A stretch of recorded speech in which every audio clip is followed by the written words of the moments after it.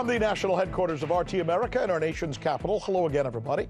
I'm Rick Sanchez. We're now getting the full picture of what happened to our economy in the month of December. And what comes to mind for most economists who are talking about this are words like rout, as in defeat or retreat.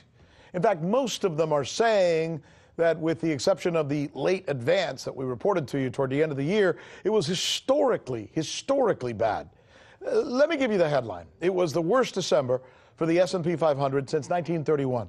You literally could not turn on your TV during December without hearing the catchword for the season, which was volatility. After days of historic declines, the Dow closed up nearly 1,100 points yesterday, the largest single-day point gain. The Dow is moving back towards the lows of the day.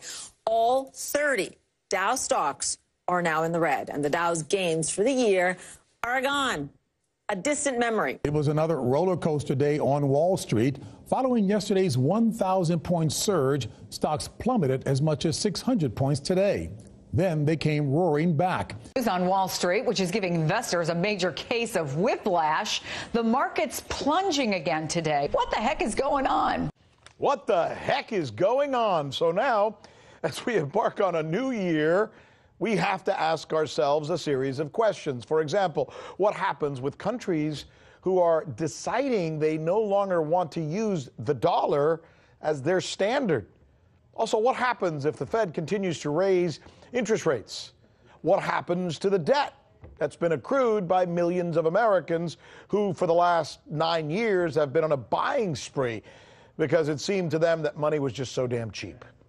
And then finally, with all the heat on the U.S.-Russia relations, U.S.-China relations, and Saudi Arabia seeming to want to act the fool, what happens to our economy if there's a global military conflict? It is with these questions that we kick off our first newscast of 2019. I'm Rick Sanchez. This is RT America, where we believe it is time to do news again. Let's do this. We're going to begin, obviously, with this question of what next for the U.S. economy. It seemed for a while there like everything was up and up and up, right? And now it's more like what could possibly happen next. Let me visualize this volatility for you. First of all, there is talk that countries like China and Russia and Turkey and India are looking to dump the dollar. And then there's the S&P 500, which experienced its worst December rout since 1931. Then stocks all over the world started limping, literally limping to a finish in places especially like Japan and Germany. Europe's main stock, its gauge fell by 13%. The 10-year Treasury yield slid 2.68%. That was the lowest since February of that year. And in commodities, crude showed its first loss since 2015. So what was up? Gold. Gold finished the year on a 6-month high, which is usually, as most of you know, a sure sign that investors don't trust the market conditions, so they do gold as a hedge. So with all of that said, what I want to do now is bring in somebody who knows a lot about this and can help us try and make sense of it. Bart Chilton was the commissioner for the U.S. commodity futures trading from 2007 to 2014. He's also the host of Boom Bust here on RT America, and he joins us now to try and make sense of this volatility. Bart, I'm so glad you're here. Let me start with this. What happened? What happened last year? Well, there was a huge rout, as you say, Rick, and 2017 was really a sugar high based upon the bet that we were going to get tax reform, which they did at the very end of 2017. Mm-hmm. So there was a lot of sort of sugar high that was going through 2018, the beginning, and then things sort of went to crap in a hurry and ended up all over the world, as you say. I mean, not just the U.S. If you talk about China, 31% down in markets. That's in Shanghai and Shenzhen, the big ones, Hong Kong, the Hang Seng over there, Australia, South Africa, India, France, Germany, London, Colombia, wow. Toronto. globally all over. About one of the only few places it was good was actually Brazil. Other than that, not many markets did well last year, and the U.S. really took it on the chin. Well, was it all about trepidation? Was it about Trump's bravado? Was it about fears of this trade war? Was it about Saudi Arabia? What was it? All of the above and more, including the increase in interest rates by the U.S. Federal Reserve. The economy was sort of moving forward. A lot of the economic indicators, growth was good. And so the Fed started raising interest rates by 1/4 point at a time. They did so 3 times, and that slowed down growth. They had to do that, right? I mean, at some point, it has to go up. You have to do it. You can't have, I mean, the president says he wants interest rates low, but he comes from a real estate developer. I mean, anybody that looks at the economy knows that you can't just have like 0% interest rates forever. So all those things went into it, and I think the big kicker going forward is going to be looking at these trade problems. Lots of tensions, and could be a terrible problem for markets.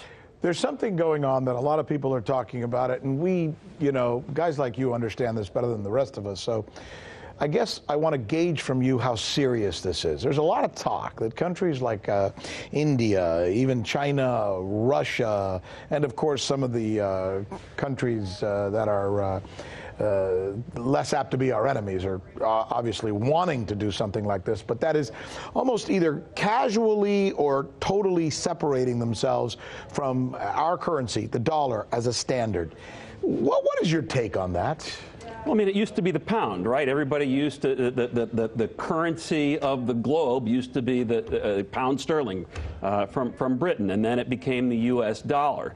And when there's anxiety and frustration with a certain nation, and there's been a lot with the U.S. in the last couple of years, people are saying, screw the U.S., we want to delink. And some of them will decide to do their own business in a denomination of their choosing, not the U.S. dollar, between themselves. Yeah. But for the short term, actually for the longer term, I think, the U.S. dollar is going to be the benchmark. It's going to be the standards. International agreements are going to be written with the dollar in mind. So I think it's more a sort of a release of pent-up frustration against a more isolationist U.S., is what I think. So in other words, Donald Trump goes around saying America first, and they're saying, oh yeah, America first, fine. Yeah, not so fast. Not so fast. Here's how we're going to fight back against you. We're going to devalue the dollar. Yeah. So it's bluster, you think? I think it's mainly bluster. They're not going to do it. They're not going to do it. They may do it between themselves. So you might have Russia and China do it together back and forth, but you're not going to have the whole world. You're not going to have India and everybody separate from using the dollar. Now, will it be like that in 30 years? Maybe not, but for the near future, sure. Let me ask you a final question. Everybody seems to be talking about this recession thing. There's a recession coming end of 2019, that's this year, or beginning of 2020. It's got a lot of people spooked, and I'm hearing in the market, I'm hearing a lot of my friends talk about them holding back on some things. What's your forecast this early in the year?